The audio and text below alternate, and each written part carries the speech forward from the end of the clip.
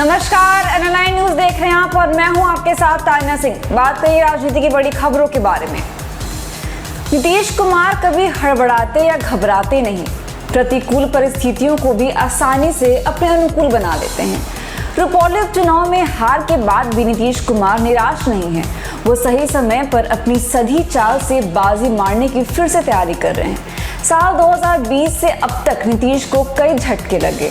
अव्वल तो चिराग पासवान के कारण उनकी पार्टी की सीटें विधानसभा में इतनी घट गईं कि उसकी टीस उनके मन में अब तक बरकरार है। जेडीयू 43 विधायकों वाली विधानसभा में तीसरे नंबर की पार्टी बनकर रह गया। भाजपा ने इसके बावजूद सीएम तो बना दिया, पर उसके नेताओं के नखरे उन्हें सालने लगे। आरजेडी की ओर मुखातिब हुए और लालू यादव को बड़ा भाई मानते हुए उनकी ही शर्तों पर सीएम की अपनी कुर्सी बरकरार रखी। लालू की शर्तों की समय सीमा पूरी होती इसके पहले ही कोयरी जाति से आने वाले उपेंद्र कुशवाहा ने लालू की शर्तों के खुलासे की मांग करते हुए साथ छोड़ दिया। कुर्मी कोयरी के कॉम्बिनेशन लवकुश समीकरण के सहारे ही सियासत में नीतीश लगातार कामयाब होते रहे। लालू का दबाव शर्तें पूरी करने के लिए बढ़ रही थी कि नीतीश ने दूसरी राह तलाश ली। नीतीश ने नम्र भाव से पुरानी साथी भाजपा के साथ जाने की जुगत भिड़ा ली। भाजपा तो भीतर से इसके लिए बेताब ही थी। भले इसके बड़े नेता हुंकारी अंदाज में कह रहे थे कि नीतीश के लिए दरवाजे बंद हो चुके हैं। खैर, भाजपा ने नीतीश का सम्मान किया, पर जेडीयू से एक सीट अधिक लेकर बिहार एनडीए में उनके बड़े भाई का रुतबा छीन लिया। भाजपा 17 संसदीय सीटों पर लड़ी तो जेडीयू 16 पर। नीतीश को इसके बावजूद सबसे बड़ा फायदा यह हुआ कि एनडीए के नाम पर चिराग को उनसे पुरानी दुश्मनी की तिलांजलि देनी पड़ी। उपेंद्र कुशवाहा ने भी बीती बात बिसार दी। नतीजा लोकसभा चुनाव में सबने देखा। जो कभी एक दूसरे की खाट खड़ी करने के प्रयासों में दिन रात लगे रहते थे, वे एनडीए की वजह से एक मंच पर दिखने लगे।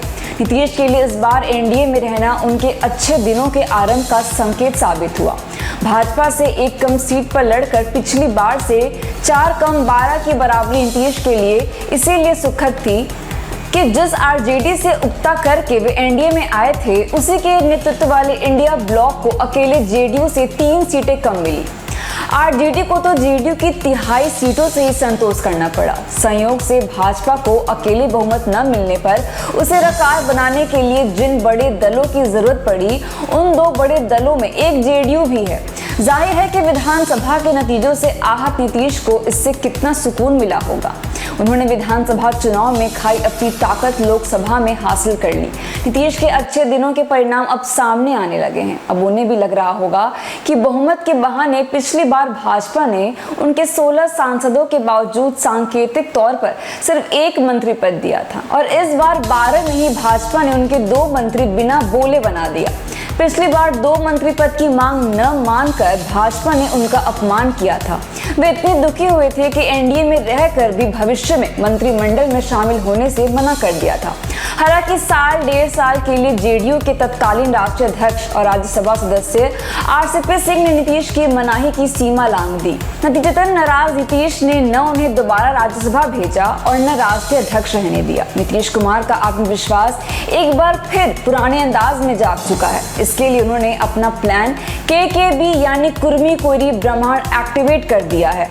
नीतीश ने संगठन पर जितना फोकस किया है, उतना ही अपने लवकुश समीकरण को रिवाइज करने की कोशिश तेज की है।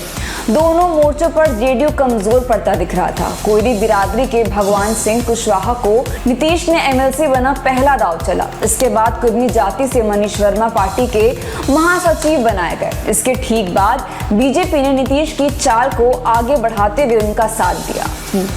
इसी वजह से उपेंद्र कुशवाहा को एनडीए में घटक दल के नेता होने के नाते नीतीश ने उनकी राज्यसभा उम्मीदवार का समर्थन भी कर दिया।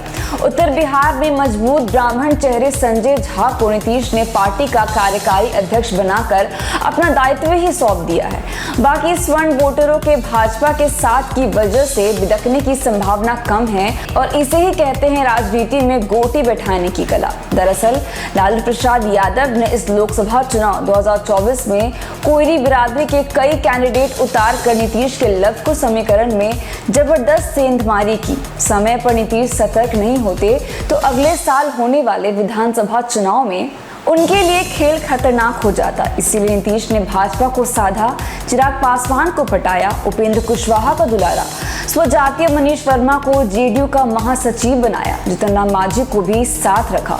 सबसे बड़ी बात यह कि संजय झा उत्तर बिहार में ब्राह्मणों का प्रतिनिधित्व करेंगे ही, साथ ही वे आरजेडी के मनोज झा की कार्ड भी बनेंगे, क्योंकि मनोज झा खुद स्वर्ण होने के बाद भी ठाकुर का कुआं के चलते संजय झा का तोड़ निकाल सके, इसकी संभावना तो न के बराबर ही दिख रही है। फिलहाल के लिए बस इतना ही। बड़ी खबर के लिए बने रहिए हमारे साथ और देखते रहिए NL9 न्यूज़। धन्यवाद।